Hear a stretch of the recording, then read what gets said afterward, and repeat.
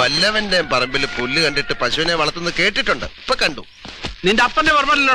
അപ്പനെ പറഞ്ഞോണ്ടല്ല. അപ്പനെ പറഞ്ഞത് നീ എന്ത് ചെയ്യും? ഒന്നുകൂടെ പറഞ്ഞേ. നിന്റെ അപ്പം തെണ്ടി, നിന്റെ അപ്പം എരപ്പാളി, നിന്റെ അപ്പം നാണം കേട്ടവൻ. സമ്മതിച്ചേ?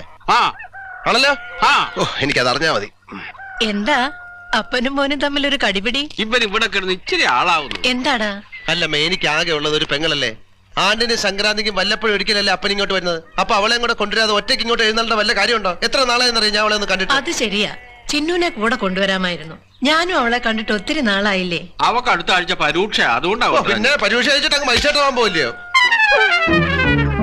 നിനക്കൊന്നും വീട്ടിൽ ചോദിക്കാൻ പറയാനും ആരുമില്ലേ? ഇല്ല. ആ, അതിന്റെ കുഴപ്പാ. നിന്നെ കുറിച്ച് എല്ലാരും നല്ല അഭിപ്രായ പറയുന്നത്. എന്ത് എല്ലാവർക്കും നല്ല അഭിപ്രായം എന്ന് പറഞ്ഞപ്പോ പിന്നെ എന്ത് നല്ല അഭിപ്രായ. രാവിലെ വിഡ്ഢിവേഷം കെട്ടി ഇറങ്ങിക്കോളും. നീയൊക്കെ കോളേജിന്റെ അപമാന.